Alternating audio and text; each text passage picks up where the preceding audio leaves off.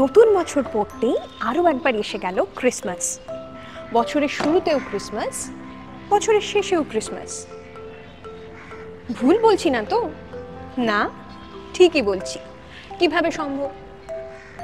বলছি আর্মেনীয়দের কথা।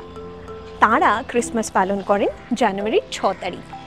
আমাদের এই কলকাতাতেই আছে এক আর্মেনি গির্জা, যেখানে বছরের শুরুতে জানুয়ারির 6 তারিখ পালিত হয় যিশুর জন্মদিন।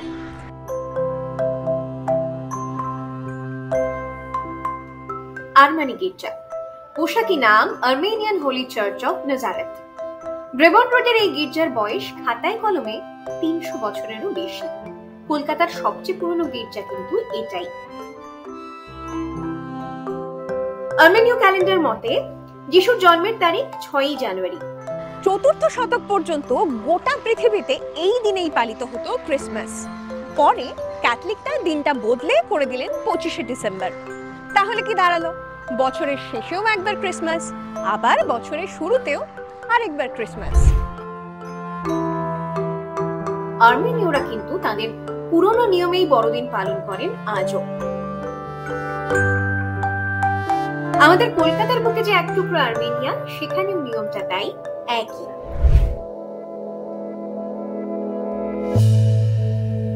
এবার আসি একটু আর্মেনীয়দের প্রসঙ্গে। আর্মেনীয়রা ভারতবর্ষে এসেছিলেন সপ্তদশ শতকের একেবারে প্রথম ভাগে। অর্থাৎ ভারতের সঙ্গে কিন্তু আর্মেনীয়দের যোগাযোগটা ইংরেজদের চেয়েও অনেক বেশি পুরনো। ভারতের সঙ্গে তাদের বাণিজ্য চলেছিল অনেক বছর। পার্সিয়া, আফগানিস্তান, তিব্বত এই পথে ভারতের সঙ্গে বাণিজ্য হতো তাদের।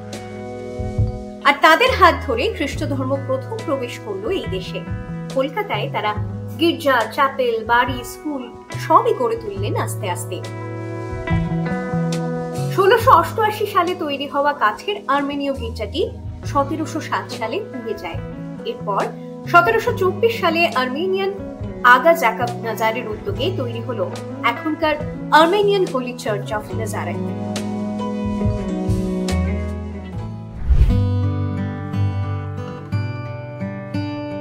1734 সালে কলকাতার অন্যতম বিখ্যাত আর্মেনীয় পরিবার হাজারমালদের উদ্যোগে তৈরি হলো আর্মেনিয়ান ক্লক টাওয়ার সহ গির্জার ঘণ্টাঘর।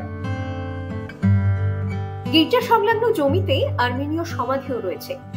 1894 সালে আবিষ্কৃত হওয়া একটি সমাধি কলকাতার ইতিহাসকে অনেকটা বদলে দিয়েছে।